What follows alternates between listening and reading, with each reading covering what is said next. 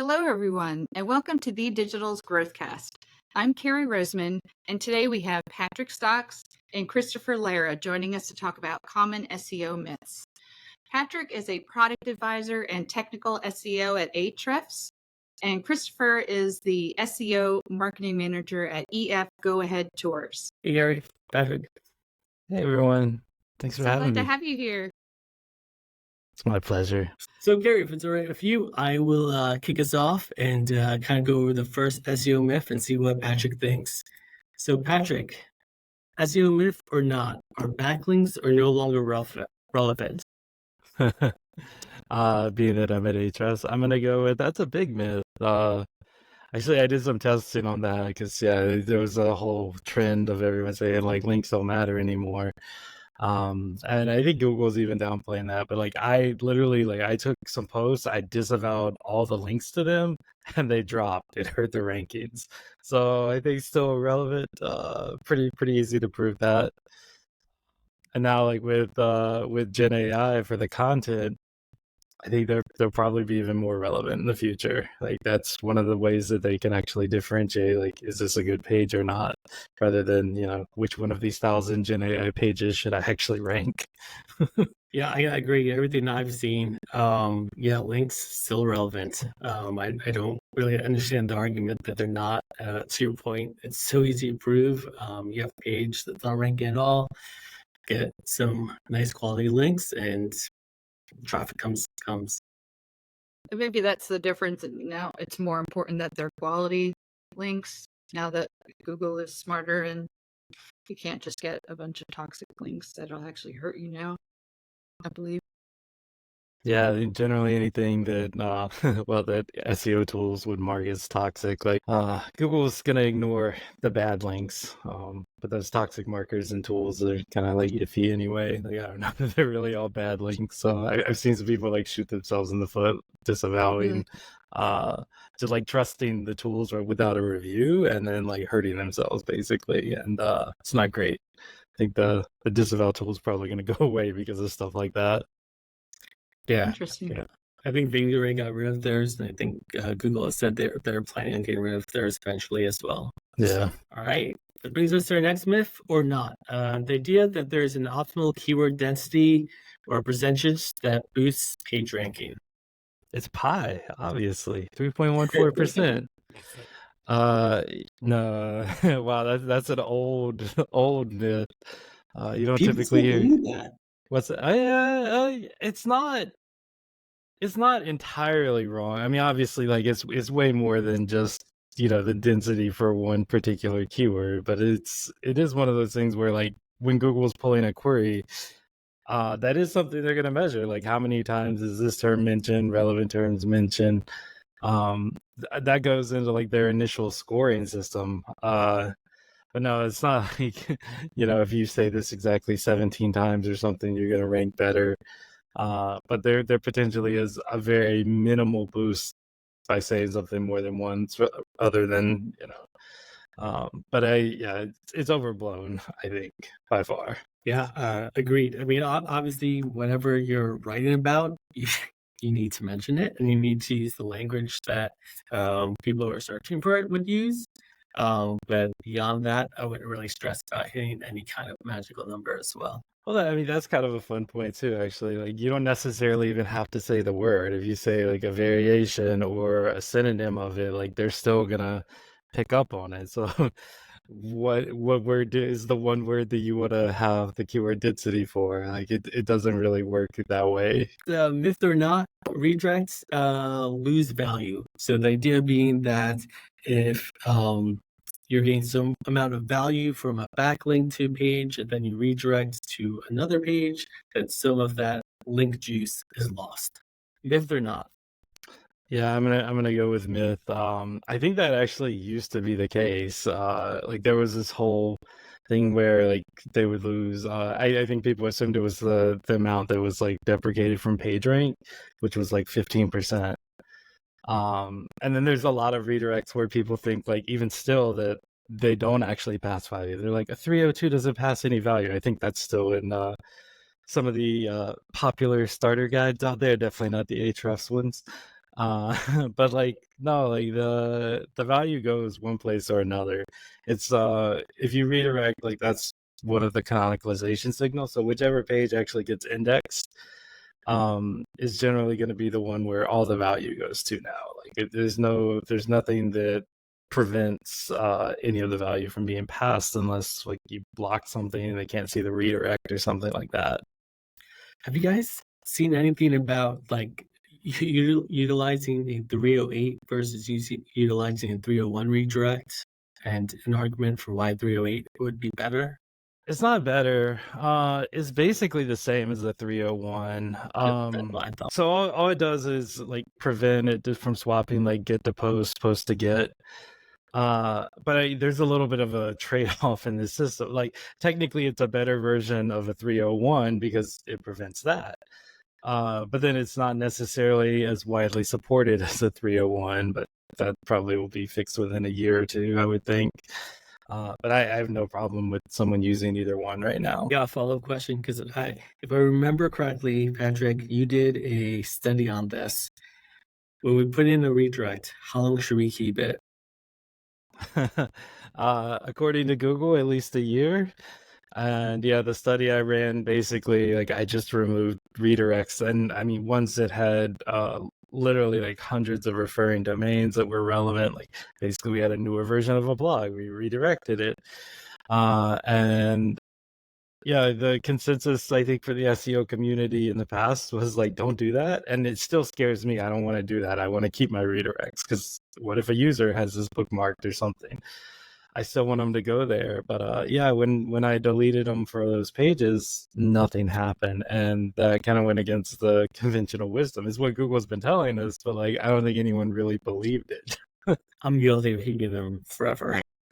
Yeah, I'll keep them as long as I can anyway. But yeah, I think for the most part, at least for the value, like you're fine if you delete them after a year. There are other reasons not to delete them though. So yes, keep them. A reason why somebody would want to delete them, correct me if I'm wrong, is if you have thousands of redirects and you want to clean them up, because at some point the server, at least some of our vendors have said you can't have more than 1,000 or 2,000. What are your thoughts on that? That's still a small amount to like I've actually done some testing on how long it takes redirects to fire in a bunch of systems. Like how long does that processing take? And for the most part it's like 0.03, 0.06 seconds. Or like in a lot of systems it's like 0.005 seconds. Like it's basically nothing. It's at some point the file I think it's unwieldy to manage. And yeah, it's still legacy belief that like, oh, you got a bunch of redirects is going to slow down the processing. Not unless you're like hosting on a potato box or something these days. Like even a shared host like fired them in a fraction of a second, and that's like a $3 a month account that I have like 30 some sites hosted on. So it's not something I would like be worried about. So maybe you hit hundreds of thousands, millions of redirects, but a few thousand, like I would never worry about that. Good to know. Thanks.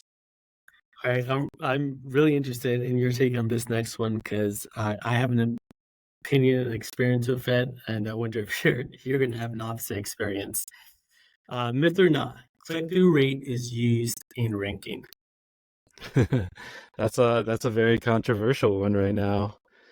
Well, in Google's in the antitrust lawsuit against Google by the U.S. government, wasn't there that slide in which they explained how click-through rates kind of aren't used maybe in the initial ranking, but kind of help the feedback loop to kind of decide whether content should be where it is? Yeah, that's what I was starting to think like how I can explain that. Like used directly in rankings as like a ranking factor or something. No, but the system that's mentioned on that slide is nav boost. Yep. And at least the way that I understand it, it's not that like you go click on this one website a bunch of times is going to be ranked higher. I mean, like, okay, so that can happen. Like Randfish can prove that with a test. but only for like temporary things. Like usually within a day, the results are back to where they were. So if something's trending or something like that, yes. But in general, it's not like you go click this or like it's got a bunch more clicks than the one above it and it's suddenly going to rank higher. It's more that they use all that click-through rate data to look and say like, what overall like makes this a better result? Maybe this matches to something a little better. This has a certain feature that it matches to on the website or something like that. And so it's not the individual clicks to an individual page. It's like aggregated clicks to all the things that they're like, what makes a better result? Which one should actually rank higher? And that can kind of boost it, but it's not like go click this, it ranks higher. Does that make sense? I saw Rand Fishkin's talk, and yeah, it's proven that it does influence ranking temporarily. People would say the latest Google leak, would help support that they do use click-through rate data a lot. But you're saying, in your opinion, it's kind of like a temporary data No, change? it's again the NavBoost system. It's basically a model that's trained on all the click data, but it's not like saying look up how many clicks went to this page. If it's more to go to that one, like boost that up. Like if more people are clicking result 7 than result 3, it's not that like move 7 up to 3. It's more like okay, like why are more people clicking on this one? And then they go look and they match that to maybe its topicality is better, like it covered the topic better, or like people just like that brand better, or maybe it's a tool that has a certain feature that the other tools don't have, so it's more popular. So they kind of look at that kind of stuff across the board, and they're like, well, like why is it better? And then they try and say like, well, let's boost the ones that we think would be better overall, not the individual page. So can we say that it influences ranking? I mean, obviously, like the data is used, but not the individual data for an individual page, and that's I think my take on that is, yeah, everyone's convinced if I just go have me and all my friends go click on this, or I set up some click bots, some networks. Like people have tried this for years. I literally did an old experiment using the Tor network. Like I literally was automating clicks, and I was doing like not just the searches that I was targeting, but other searches and entire sessions and typical user behavior, clicking multiple things. Like I tried to game this in a number of ways, and there's no impact. I know a few others. Russ Jones had done that. He used the residential proxies when he tried it. I've known probably a dozen SEOs run experiments like this, and you've never seen one published because they never worked. Gotcha. All right. So I've also tried this thing. I just assumed I wasn't doing a good job of it. But yeah, okay. So maybe I think we all kind of thought that when we tried a bunch of things and we're like, I don't know, like something doesn't add up. All right. Okay, Patrick, myth or not, subdirectories are better than subdomains for ranking. Oh, you're gonna get me in trouble on this one. I think I'm against most of the SEO community on this. My whole goal in this talk is to get you in trouble. So it's funny because like Google is like, no, like they're basically the same. Use whatever one you want. It's even in the documentation, and SEOs just don't believe this. And I'm gonna go with an SEO answer. It depends on this one.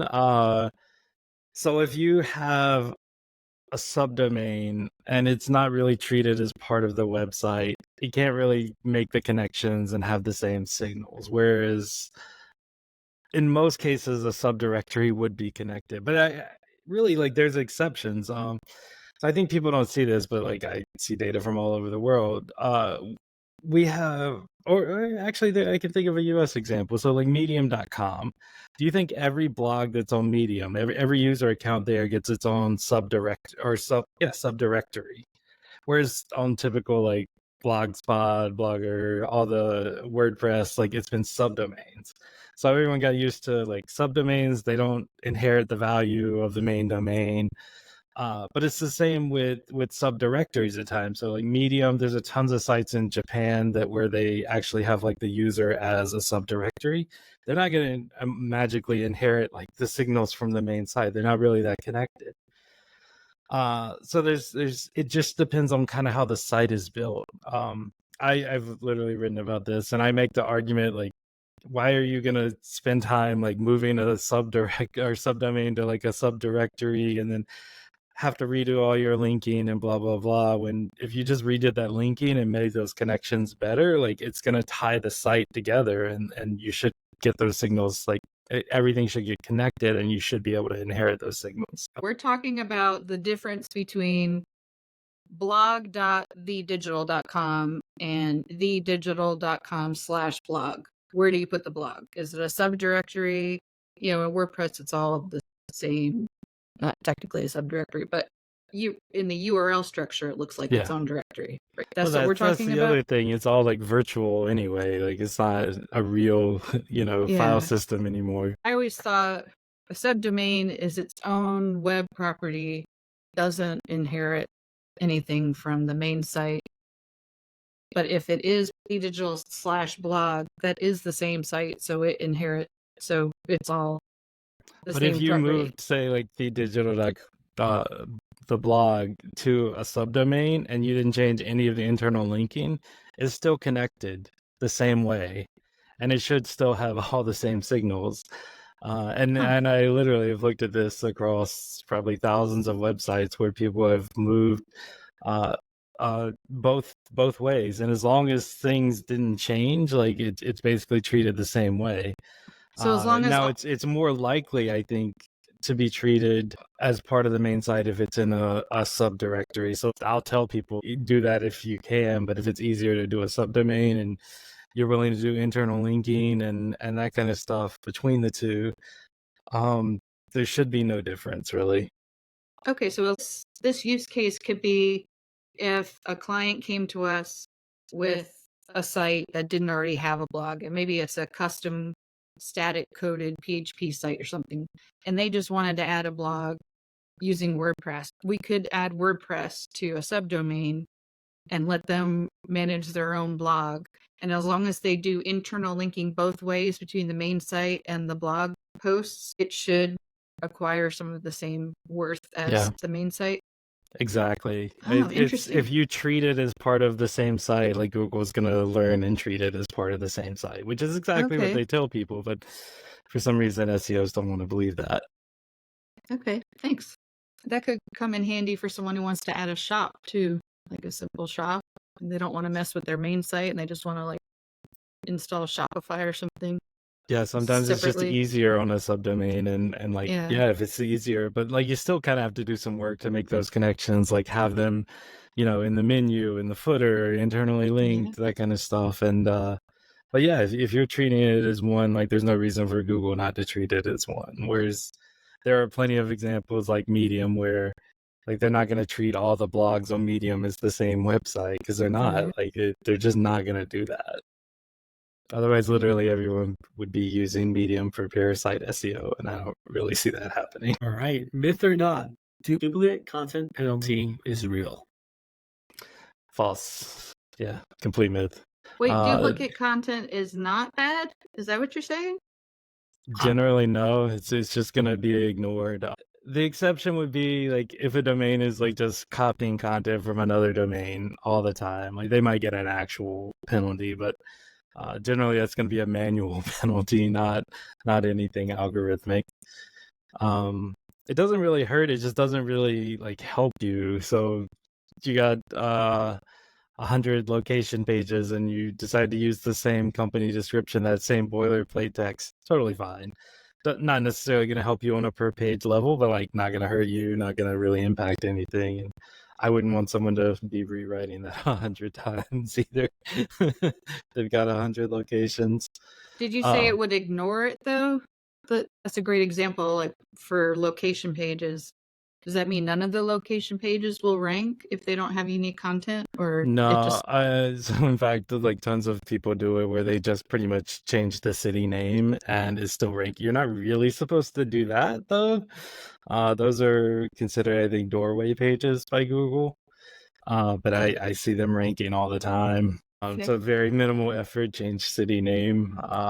Not that I'm recommending that, but like you can add value to the pages by having more than changing the description or whatever. But big corporations all the time, like you go to the McDonald's locations or whatever, their pages, it's literally like the same page on 1,000 different times. Basically, they change the address and blah blah blah, and that's it. I wouldn't worry about duplicating content on my own site. One area where I've been disappointed with Google search recently is of syndicated content, and just them showing the like almost every other site except for the original site. I think Yeah, they've changed the guidelines around that now. Like it used to be they recommended like put a link to it and add a canonical like back to the Yeah. original, but like people didn't necessarily do that. And now I think they're saying like just don't have the other page indexed, period. don't have to. So like if you're syndicating the content, like Yeah. you shouldn't be doing it for traffic and for ranking and stuff. And there's a lot of sites, Yahoo's probably the big abuser of this, where their stuff ranks over the original for a lot of news articles. And I'm pretty sure that's intentional. Like I doubt if these publishers tried to be like, Yahoo, you need to like no index your stuff, Yahoo's gonna be like, okay, I'm gonna do that. Like then what's in it for them? And it should be like, oh well, they still get these articles for their users, but really they get more users by having it ranking in search results. So it's not something I think that they want to do. All right, myth or not, the Sandbox exists. I'm curious when you say now, given the most recent document leak by Google, some people feel strongly that this proves the Sandbox exists. Okay, so in that in the leak, there is a mention of Sandbox. Yeah. But it's literally the description for that is like sandboxing new link spam or something. I can't remember the exact words. So it's got literally a purpose for it. Whereas the way SEOs think of Sandbox is like new website can't rank, and I don't understand how they jump to that they jump to this conclusion that is a thing, that version of the Sandbox where new sites can't rank exists, because they have this mention of Sandbox that's about like fresh link spam, and I'm like, wait, what? How did they get there? Yeah, I don't understand how they get there. Does the Sandbox exist? I think if you have a new site and you get a bunch of great backlinks and you're producing good content, then you're going to start seeing traffic. Doesn't matter if you're new. I think if you produce a new website and just leave it there and no one knows about it, you're not going to get traffic. Yeah. I'm surprised this is even a thing, and you just gave me a good idea for a study, because I can very easily look at like newly registered domains and see who's ranking within the first, few days, few weeks, and disprove this. Like we have the data for that, so that's actually a pretty easy thing to pull. Cool. I look forward to reading it. All right. Myth or not, Google Analytics helps you rank better. I've heard that myth. Yeah, there's been a bunch of stuff like that over the years. Like, oh, if you use Chrome, you'll rank better. If you use Google Analytics, you'll rank better. And the answer's always been no. Like, I think if people thought about it logically, like if they did something like that, that would be a huge antitrust issue, which they already have enough issues with that right now. I think some people like say that because they're like, well, Google gets your data that way. And I'm like, well, they get all your click data when you're on search. They have a bunch of the data from Chrome too. So I don't know that like Google Analytics data really helps them. Plus everyone's like, oh, big companies always like rank better, and practically no big companies use Google Analytics. Like they're always on Adobe or something else like that. I shouldn't say practically no, but it's more rare for big companies to use Google Analytics. All right, for our next myth, I've actually worked with some people who feel really strongly about this. I disagree. Linking out to sites sends visitors away and gives away your link juice. Myth or not? So for the individual page, it's not going to have any difference. Like you've already got like the page rank, the juice for that page. And then basically the value that's there is being split up for the pages you link to. So that page won't be affected, but like if you're linking to a bunch of other pages on your site, technically like you could be taking a very small amount away from them. So it's not completely wrong, but it's not something, it's so minor that it's not something I would worry about. On, in the grand scheme of things, like you have better things to do. But yeah, page rank sculpting was a thing for a while because of this. Now, would I say like stop linking to third parties? No. I think there are some potential benefits from doing that, like potentially good signals for Google to say like, well, you're citing the main Google documentation in an SEO blog. Well, that's probably a good thing and something that might help you in some way. But I think that's also like debatable whether links out can actually help you. It's kind of one of those things where it's a gray area or an unknown, because I think like Matt Cutts back in the day actually said yes, like we have things where that can help you, and John Mueller's like no, like that's not going to help you. I'm just a big fan. Like I think that's so minuscule that I'm like, just link where it makes sense. Don't worry about it. Yeah, I'm a big fan of put the links in if it helps your content, if it makes it a better experience for the readers. Yep. I know like for some of the sites I read, I'll follow that link to, kind of dig deeper into something and then go maybe back to the article, and just it kind of builds trust with me and that site. I think if you're creating content, just do what's best for your readers. Yep. Agree. SEO myth or not, social signals affect SEO. Yeah, myth. But fun fact, based in reality, maybe 2012 or so, could have been earlier than that. They actually like put social signals within the algorithm, like made a big announcement and everything. I think it was around the time they had partnered with Twitter, and then like they basically had their firehose access to Twitter data shut off, and then they just took that away. They're like, no, we can't really like trust this because it could go away at any time. So currently I would say like no, like if they don't directly at least impact SEO, but yeah, I mean you get more likes, more shares, more visibility, maybe you get some extra links and that kind of stuff. So more often. Yeah, potentially.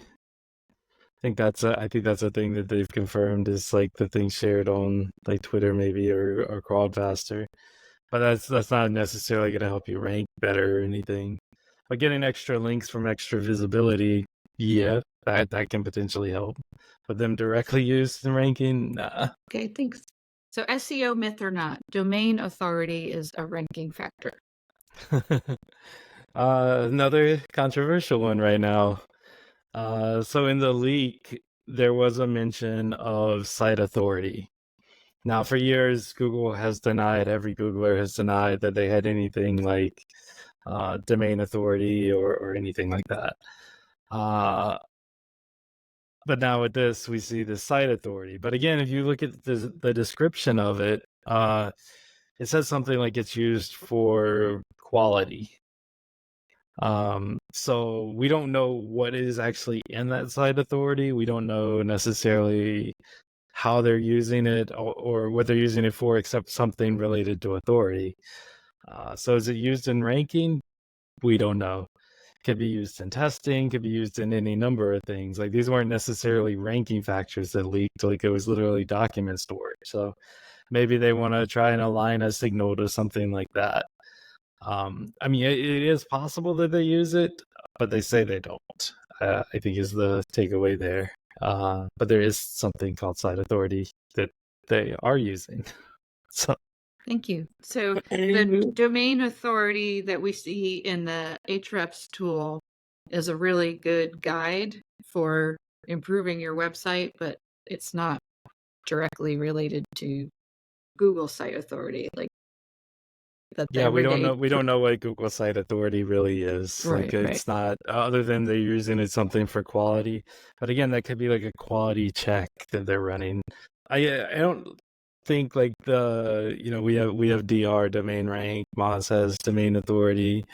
I don't think like those metrics necessarily matter so much to Google. Like, they're going to be looking at page rank, like the individual page. The only time I could think where they really use the potentially like a domain or folder level signals is with like brand new content. Like, it doesn't have any signals yet, so it kind of gets to inherit some temporary signals till it can build up its own. That might be where they use something like that, but it probably wouldn't factor into the rankings for an individual page, like in the long run, I would say. But yeah, it's I'm gonna explain a little something else. Like, my personal take on those metrics is it's like an extrapolation of PageRank to a domain level. You got a bunch of strong pages; they all kind of link together. Like, it kind of provides a guide for how strong an overall domain is based on the page rank and the links going to individual pages. But I actually prefer, like, if I'm looking at ranking and stuff, like, I'm gonna be looking at UR, which is like very somewhat similar to page rank. It's the page level metric, and that I think is the better metric. These domain buyers that are always like, use DR or DA, I'm like, why? Why are you doing that? I don't really understand that. Like, and potentially just because if the page isn't launched, you don't really know like what it could be, like how strong that page could be. But like, probably something like an average UR score across the pages would be a better metric to use in that situation if you're like buying links and stuff. Simply because then you would know on average, like, this is how strong a page gets, not like this is how strong the domain is overall. I don't think that's really a great metric for that. And that wraps up today's episode. A huge thank you to Patrick Stox and Christopher for joining us today and sharing your valuable insights. Patrick, what's a good way for everyone listening to contact you? You can find me on Twitter, LinkedIn. I'm Patrick Stox, STOX, and thanks for having me on. Awesome. Be sure to follow us for more educational episodes here at TheeDigital's GrowthCast. If you have any questions or want to learn more about how we can help your business thrive online, visit our website at TheeDigital.com. Thanks for watching. Bye, guys.